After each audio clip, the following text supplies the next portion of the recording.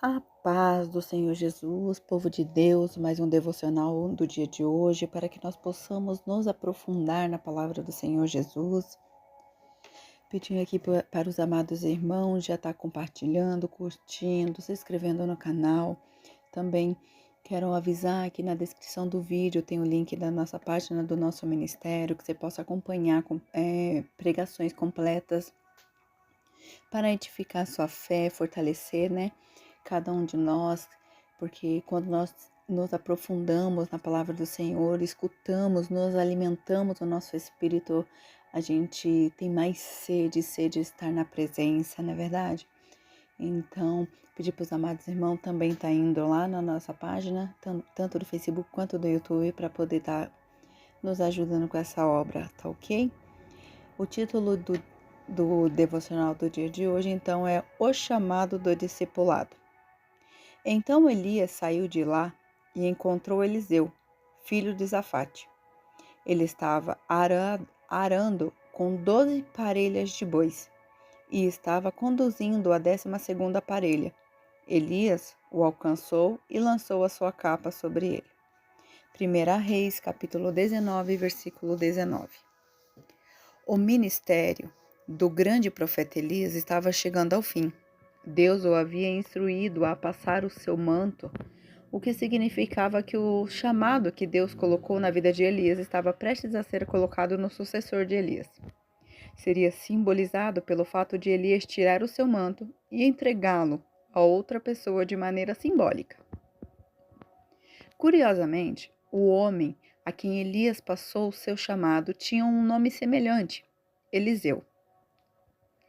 Eliseu não precisava aceitar o chamado para ser o profeta da nação de Israel. Ele poderia ter dito: de jeito nenhum, estou fora. Isso é demais para mim. Mas ele não o fez. Ele aceitou prontamente. Elias estava fazendo o que todo cristão maduro deveria fazer. Se você é um pregador, missionário ou crente, apenas vivendo a sua vida nesse mundo muito difícil, então é chamado para ajudar os outros. Após conhecer o Senhor, há um tempo, você precisa orientar outras pessoas. As pessoas mais velhas devem orientar as mulheres mais jovens, homens mais velhos devem orientar homens mais jovens. Francamente, isso faz parte da grande comissão. A grande comissão não é apenas pregar o evangelho. A grande comissão é implicar em ir e fazer os discípulos de todas as nações, batizando-os em nome do Pai e do Filho e do Espírito Santo, ensinando-os a observar todas as coisas que ele lhes ordenou. Mateus 28, 19 e 20. O objetivo é contar às pessoas sobre Jesus, tentar conduzi-las ao Senhor e, em espírito de oração, colocá-las sob as suas asas e ajudá-las a levantar espiritualmente. Todos temos um papel a desempenhar. Acho que em algum momento o evangelismo foi isolado do discipulado, mas você precisa de cristãos mais jovens e os cristãos mais jovens precisam de você. Aceitando o chamado do discipulado. Então Elias saiu de lá e encontrou Eliseu, filho de Zafate. Ele estava arando com 12 parelhas de bois e estava conduzindo a 12ª parelha. Elias o alcançou e lançou a sua capa sobre ele. 1 Reis, capítulo 19, versículo 19. Senhor, ajuda-me a aceitar o chamado do discipulado.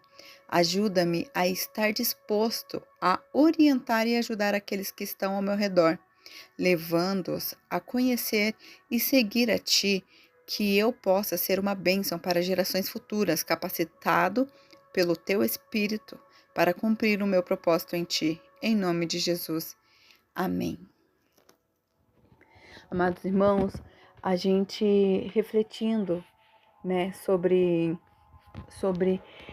nesse momento em que Elias vai passar a capa dele para Eliseu, nós também podemos usar como conjugação aqui Lucas 9, versículos 59 e 60, quando o Senhor Jesus estava colocando as condições para os discípulos, para o seu discipulado, que ele vem, Jesus, e fala e disse a um outro rapaz: segue-me.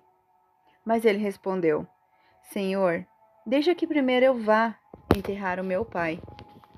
Mas Jesus lhe observou e disse: deixa aos mortos o enterrar os seus mortos. Porém, tu vai e anuncia o reino de Deus. Disse também outro: Senhor, eu te seguirei, mas deixa-me despedir primeiro dos que estão em minha casa. E Jesus lhe disse: ninguém que lança a mão do arado e olha para trás é apto para o reino de Deus. Meus amados irmãos, quando nós estamos sendo discipulados por Cristo, estamos há um tempo, como nós lemos nessa caminhada, nós sabemos que nós temos um preço a pagar. Nós sabemos que temos um motivo, né, um propósito para cada coisa e cada ação que nós fazemos e falamos e agimos. E nesse caso, aqui Jesus está sendo bem claro. Nós não podemos olhar para trás.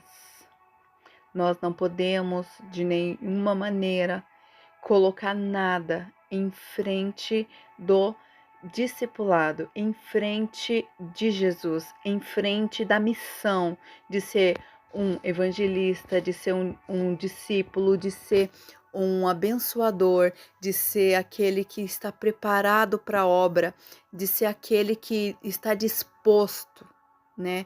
A gente está à frente, olhar e falar: Senhor, eu faço tal coisa, deixo tal coisa para te adorar, para te buscar.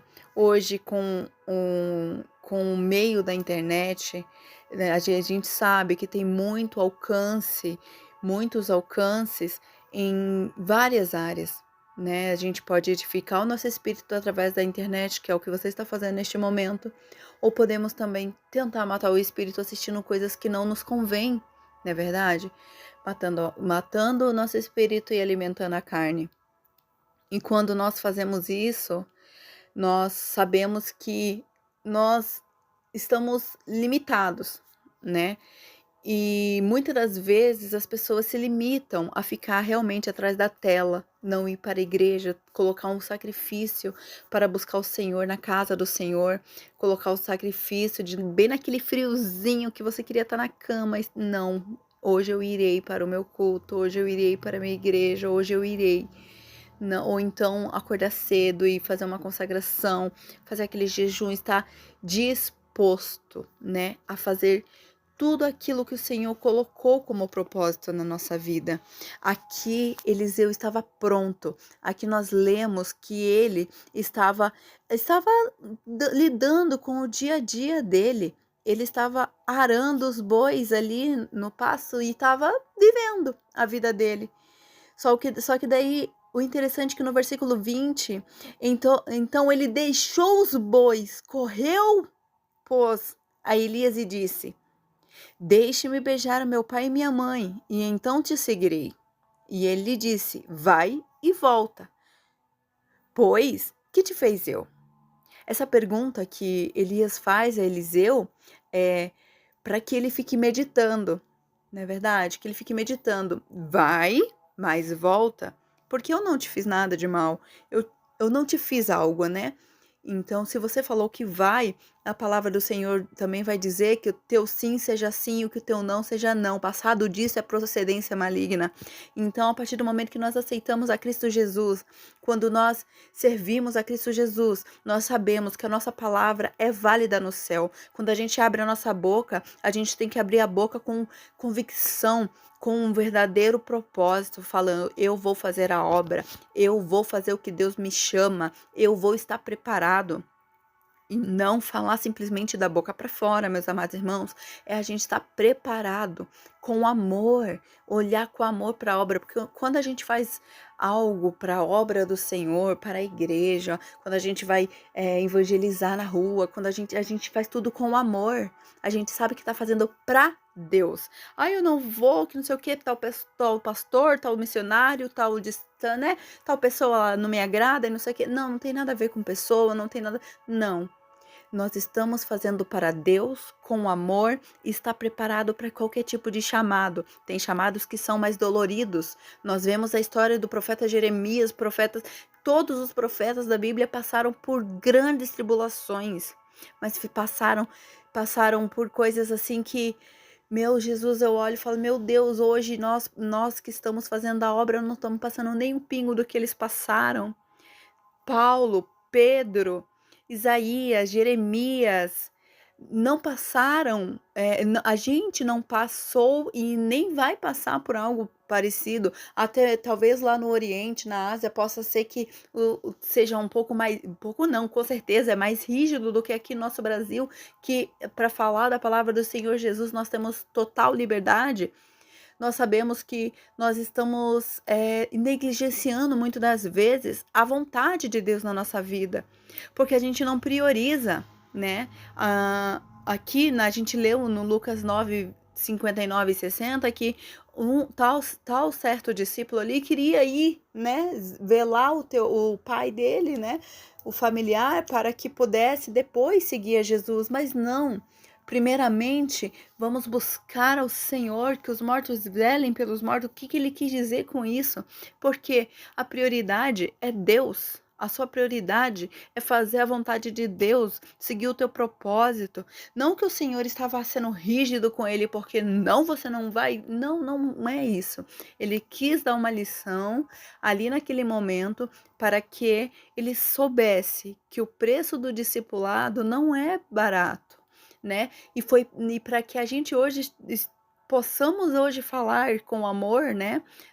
Jesus pagou com preço de sangue. Jesus pagou com preço que né, a gente não pode retribuir, não consegue. A única maneira da gente retribuir é a gente realmente se negar, é a gente realmente estar pronto para fazer tudo que Deus realmente nos chama para fazer.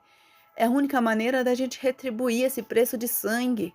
É a única maneira, não existe outra maneira. Daí, olha só no versículo 21. Voltou, pois, de os seguir e tomou a junta de bois e os matou. E com os aparelhos dos bois cozinhou, né, as carnes e os deu ao povo e comeram. Então se levantou e seguiu. E Elias o serviu. Aqui é forte porque ele simplesmente pegou toda aquela junta de boi que ele tinha, cozinhou e saiu dando para todos comerem.